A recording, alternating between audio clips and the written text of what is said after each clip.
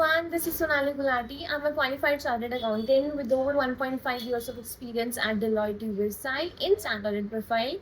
And in today's video, I'll be sharing the most commonly asked interview questions for Standard Profile in Big Fours like KPMG, Deloitte, PwC, GT. And these questions will be based on my personal interview experiences and some of my friends' experiences who have recently appeared and cleared Big Four interviews.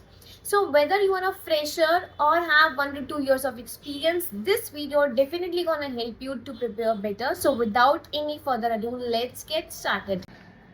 So starting with materiality questions, the questions can be like, what is materiality? What are the levels of materiality and how the materiality is determined? So you can go ahead with explaining materiality. Just give the definition as per ASA 320. Materiality is an amount that can influence the economic decision of the users. Then you can go ahead with explaining the 3 levels of materiality, the performance materiality, which is set below the overall materiality to reduce the probability that the aggregate of uncorrected misstatement exceeds the overall materiality. And the trivial, it refers to the amount of misstatement in one individual account balance that auditor is willing to accept without any further investigation or testing, right? Then you can go ahead with explaining how the materiality is determined. So basically, a percentage is generally applied on a chosen benchmark, and there are various factors that we have read which help to determine the benchmark.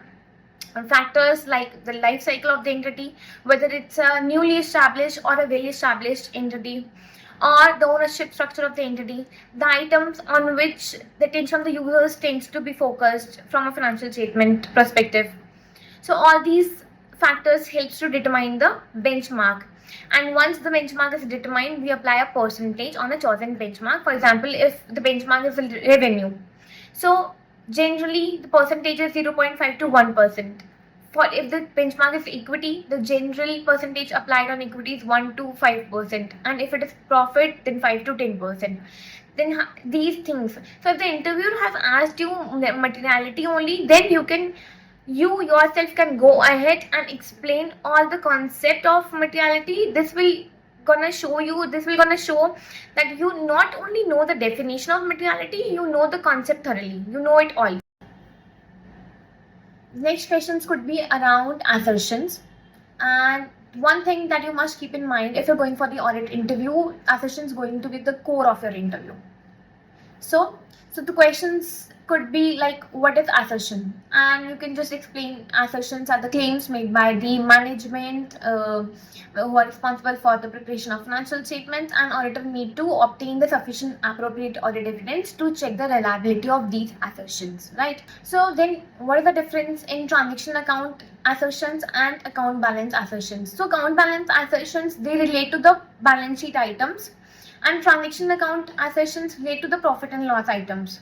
So what are included in transaction account assertions? Basically accuracy, occurrence, completeness, classification, and cutoff. And in account balance assertions, it is completeness, existence, valuation, presentation, disclosure, and rights and obligation.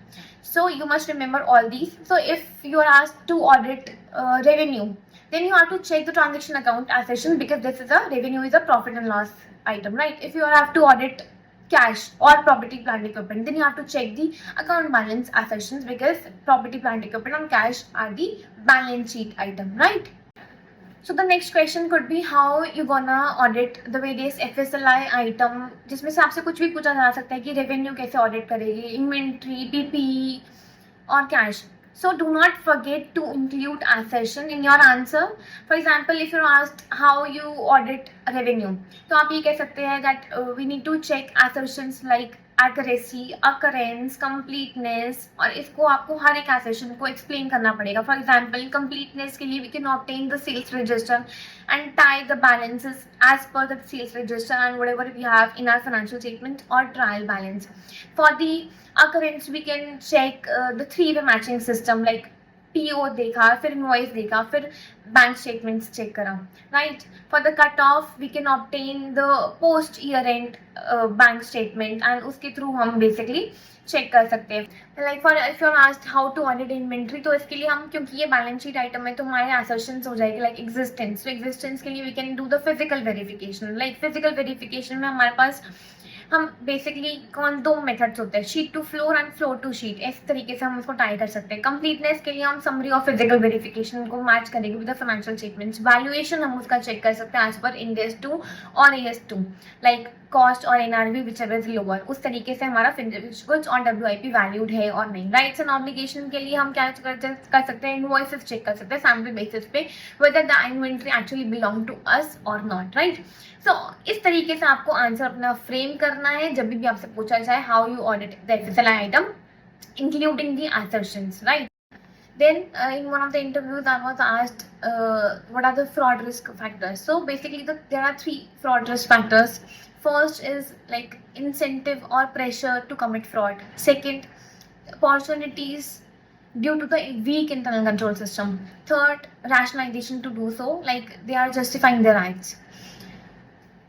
And then the next question could be around how the internal control testing is performed. For this, we can take the walkthrough with the client to understand the entire internal control procedure, like how the transactions are initiating, who are authorizing the transaction, who are recording and how they are recording it. Then whether when the payment is made and whether there is a reconciliation in the authorization of the transaction and in the recording of the transaction.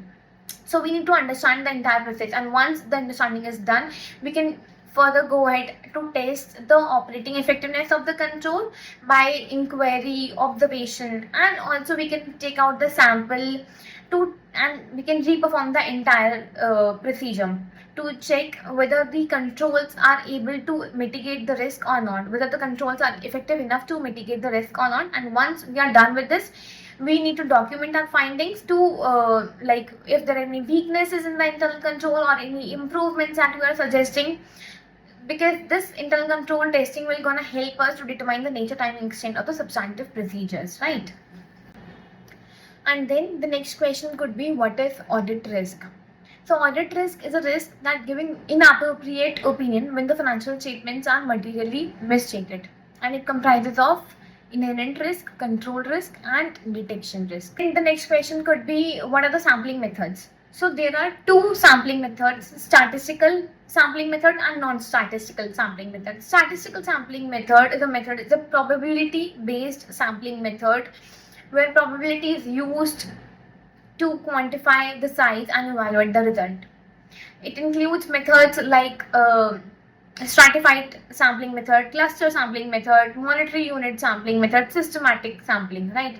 And the second is non-statistical sampling method, where the auditor uses its experience, their past experiences, their judgment, their knowledge to evaluate the result and to select the size of the samples, right? And some other questions like कुछ भी generic questions हो सकते हैं based on the essays. कुछ important essays होते हैं हमारे पास 230, 240, fraud, audit documentation 230, right? And 315, 300 planning, 320 materiality, और कुछ इंडेस जिन पे आपका ग्रिप होना ही होना चाहिए. For example 116 leases, 115 revenue from contract with customers. So in 2 Ind AS पे आपका बहुत अच्छा ग्रिप होना चाहिए. और अदर थिंग्स लाइक कुछ basic journal entries, for example provision for doubtful debts के लिए क्या एंट्री होगी, या फिर डिफर्ड रेवेन्यू के लिए क्या एंट्री हो सकती है, एंड कैश फ्लो स्टेटमेंट के क्या मेथड्स होते हैं, डायरेक्ट मेथड, इनडायरेक्ट मेथड, इसको डिस्क्राइब करना and what is the difference. तो ये सारे कुछ जेनरिक पॉइंट्स है, right? So just before we wrap up, a last pro tip from my personal experiences to get that one bonus point from the interviewer, that don't just stop at giving definition. Anyone can memorize the definitions, right? If you know something, explain the complete concept, try to correlate it with Ind AS, AS, or if you have any working knowledge in the past, then try to correlate it with the brief practical example. That's gonna set you apart from other candidates. That's a wrap for this video, and remember, these are only the brief sample answer which gonna help you to understand how you can frame your responses during interview. And if you'd like me to explain in detailed answer, to come up with a detailed answer video, then let me know in the comment box below. And don't forget to like, share, subscribe. Bye.